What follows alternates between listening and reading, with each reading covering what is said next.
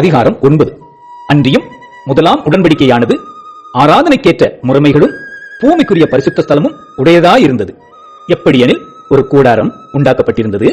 அதன் முந்தின பாகத்தில் குத்துவிளக்கும் மேஜையும் தேவ சமூக தப்பங்களும் இருந்தன. அது பரிசுத்த ஸ்தலம் எனப்படும். இரண்டாம் திரைக்குள்ளே மகா பரிசுத்த ஸ்தலம் எனப்பட்ட கூடாரம் இருந்தது. அதிலே பொன்னால் செய்த தூப கலசமும் முழுவதும் பொத்தகடு புதிந்திருக்கப்பட்ட உடன்படிக்கை பெட்டியும் இருந்தன. அந்த பெட்டியிலே மண்ணா வைக்கப்பட்ட பொற்பாத்திரமும் ஆரோனுடைய துளிர்த்த கோலும் உடன்படிக்கையின் கற்பலகைகளும் இருந்தன. அதற்கு மேலே மகிமையுள்ள கேருபீன்கள் வைக்கப்பட்டு கிருபாசனத்தை நிழலிட்டிருந்தன. இவைகளை குறித்து விவரமாய் பேச இப்பொழுது சமயம் இல்லை. இவைகள் இவ்விதமாய் ஆயத்தமாக்கப்பட்டிருக்க ஆசாரியர்கள் ஆராதனை முறைமைகளை நிறைவேற்றும்படிக்கு முதலாம் கூடாரத்திலே நித்தமும் பிரவேசிப்பார்கள்.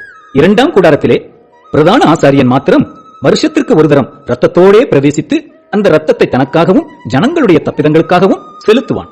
அதனாலே முதலாம் கூடாரம் நிற்கும் அளவும் பரிசுத்த ஸ்தலத்திற்கு போகிற மார்க்கம் இன்னும் வெளிப்படவில்லை என்று பரிசுத்த ஆவியானவர் தெரியப்படுத்துகிறார். அந்த கூடாரம் இக்காலத்திற்கு உதவுகிற ஒப்பனையாயிருக்கிறது. அதற்கேற்றபடியே செலுத்தப்பட்டு வருகிற காணிக்கைகளும் பலிகளும் ஆராதனை செய்கிறவனுடைய மனச்சாட்சியை பூரணப்படுத்தக் கூடாதவைகளாம். இவைகள் சீர்திருத்தல் உண்டாகும் காலம் வரைக்கும் நடந்தேறும்படி கட்டளையிடப்பட்ட போஜன பானங்களும் பலவித ஸ்நானங்களும் சரீரத்திற்கேற்ற சடங்குகளுமே அல்லாமல் வேறல்ல. கிறிஸ்துவானவர் வரப்போகிற நன்மைக்குரிய பிரதான ஆசாரியராய் வெளிப்பட்டு கையினால் செய்யப்பட்டதாகிய இந்த சிருஷ்டி சம்பந்தமான கூடாரத்தின் வழியாக அல்ல, பெரிதும் உத்தமமான கூடாரத்தின் வழியாகவும் வெள்ளாட்டுக்கடா இளங்காளை இவைகளுடைய ரத்தத்தினாலே அல்ல, தம்முடைய சொந்த ரத்தத்தினாலும் ஒரே தரம் மகா பரிசுத்த ஸ்தலத்திலே பிரவேசித்து நித்திய மீட்பை உண்டு பண்ணினார். அதெப்படியெனில் காளை வெள்ளாட்டுக்கடா இவைகளின் ரத்தமும் தீட்டுப்பட்டவர்கள் மேல் தெளிக்கப்பட்ட கடாரியின் சாம்பலும் சரீர சுத்தியுண்டாகும்படி பரிசுத்தப்படுத்துமானால் நித்திய ஆவியினாலே தம்மைத்தாமே பழுதற்ற பலியாக தேவனுக்கு ஒப்புக் கொடுத்த கிறிஸ்துவினுடைய ரத்தம் ஜீவனுள்ள தேவனுக்கு ஊழியம் செய்வதற்கு உங்கள் மனச்சாட்சியை செத்த கிரியைகளற சுத்திகரிப்பது எவ்வளவு நிச்சயம்.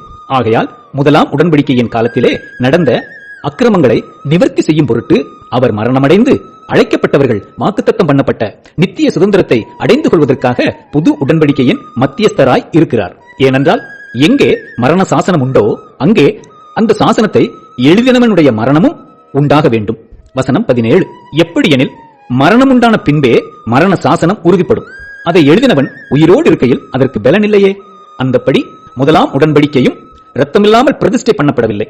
எப்படியெனில் மோசே நியாயப்பிரமாணத்தின்படி சகல ஜனங்களுக்குள்ளும் எல்லா கட்டளைகளையும் சொன்ன பின்பு இளங்காளை வெள்ளாட்டுக்கடா இவைகளின் ரத்தத்தை தண்ணீரோடும் சிவப்பான ஆட்டு மயிரோடும் ஈசோப்போடும் கூட எடுத்து புஸ்தகத்தின் மேலும் ஜனங்கள் எல்லார் மேலும் தெளித்து தேவன் உங்களுக்கு கட்டளையிட்ட உடன்படிக்கை